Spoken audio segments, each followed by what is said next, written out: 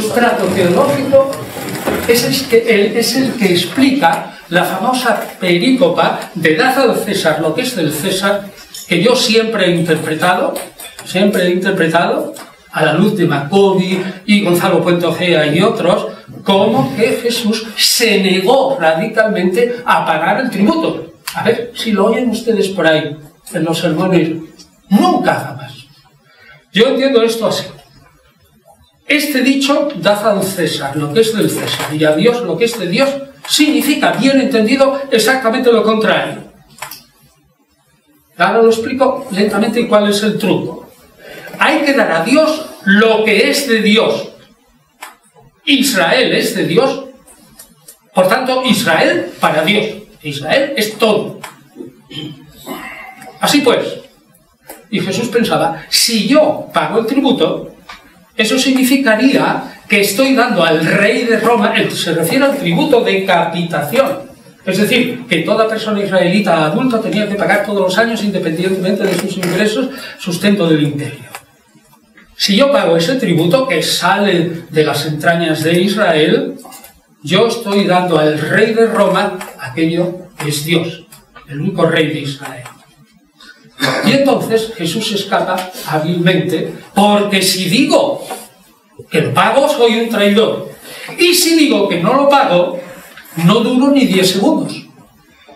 Ni 10 segundos. O 10 minutos. Y entonces Jesús escapa hábilmente y pide un denario donde está la imagen de Tiberio. Y dice, ¿qué es esto? Esto es un acto de prestidigitación retórica. ¿Qué es esto? Y enseña el denario de plata. Y todo el mundo lo ve y dice, pues un denario. ¿Y qué efigie hay aquí? Este denario,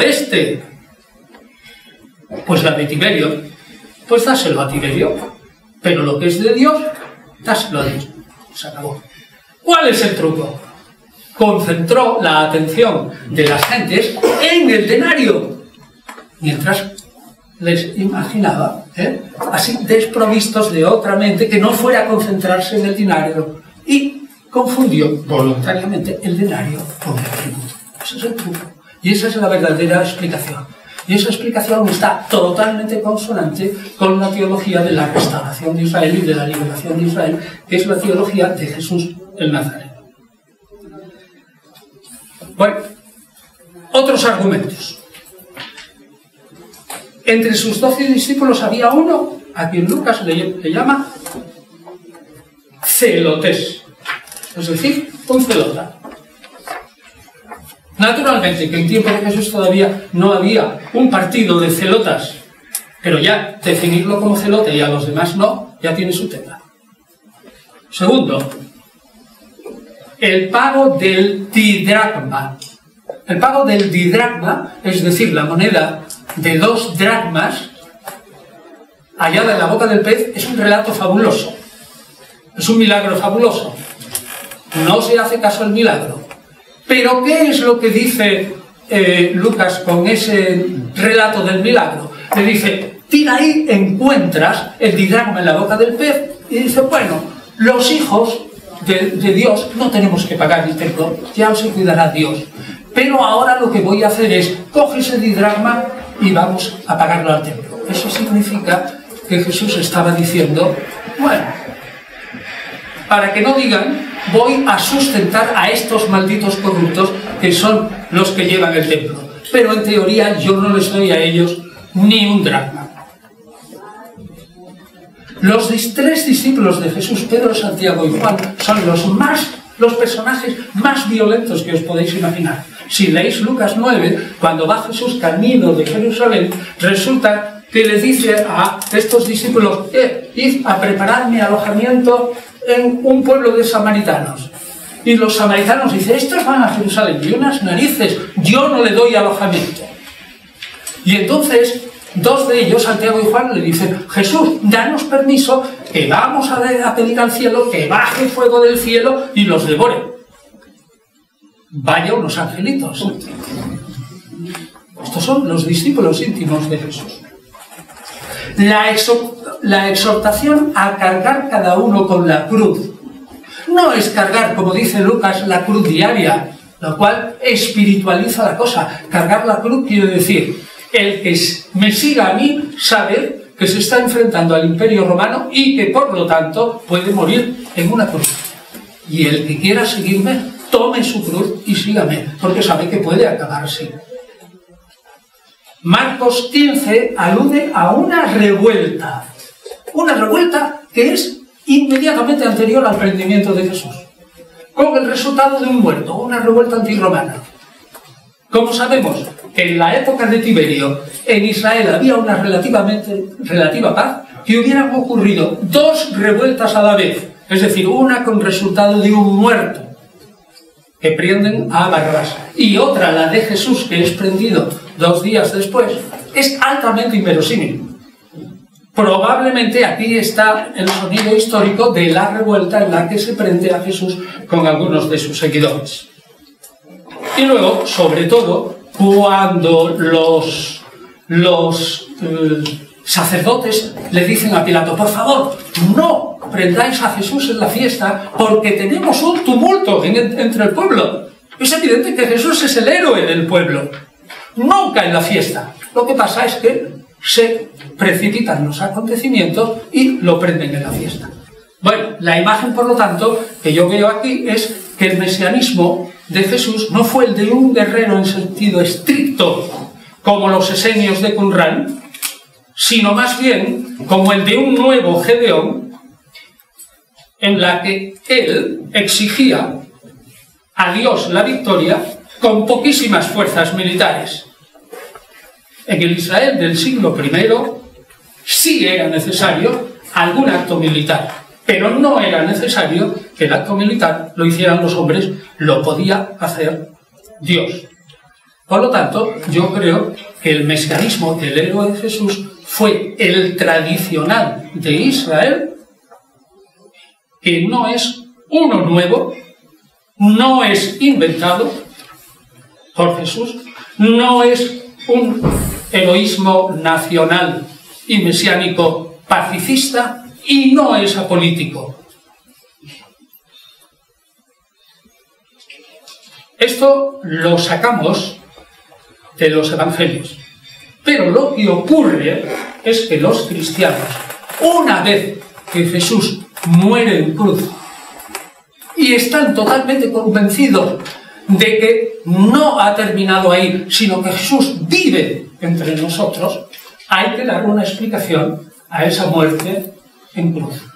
Y esa muerte en cruz y la creencia firme en que Jesús vive entre nosotros es la que hace que se lancen como locos a las escrituras de Israel, las únicas que había, los profetas, los salmos y la ley, y se lancen como locos para encontrar textos en los que un siervo de Yahvé sufre, pero al final acaba victorioso y se lo aplican todos a Jesús.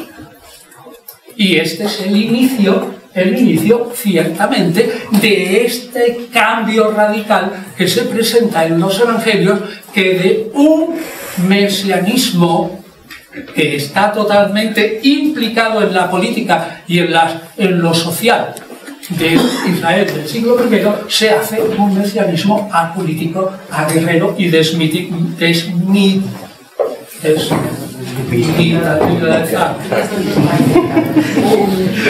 bueno, total. Tenemos que insistir que en el Israel del siglo I,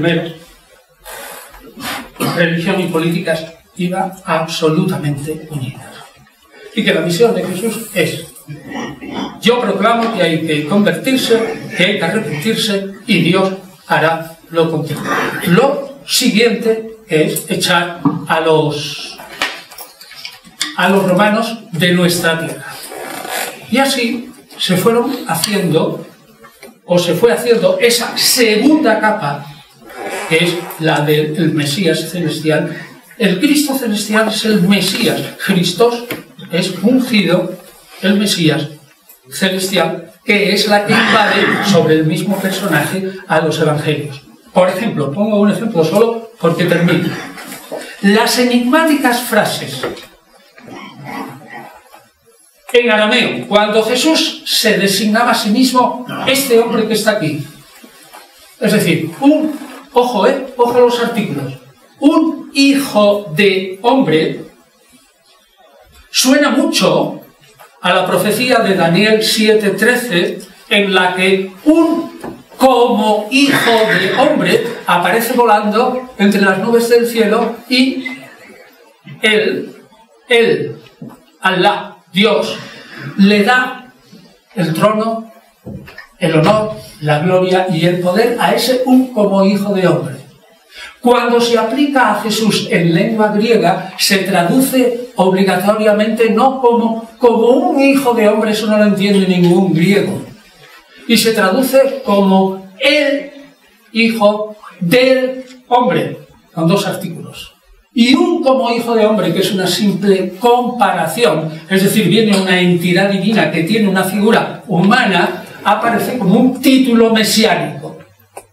Y se construye toda una teoría sobre el Hijo del Hombre y se inventan, por ejemplo, las 3 predicciones de la muerte, pasión y resurrección de ese Hijo del Hombre que aparecen en Marcos 8:30, 9:31 y 10:31. Ese es un ejemplo claro, y otros muchos. Así que, en síntesis, he expuesto al principio que leyendo críticamente los evangelios percibimos la existencia de 2 concepciones muy distintas de lo que era Jesús como héroe mesiánico.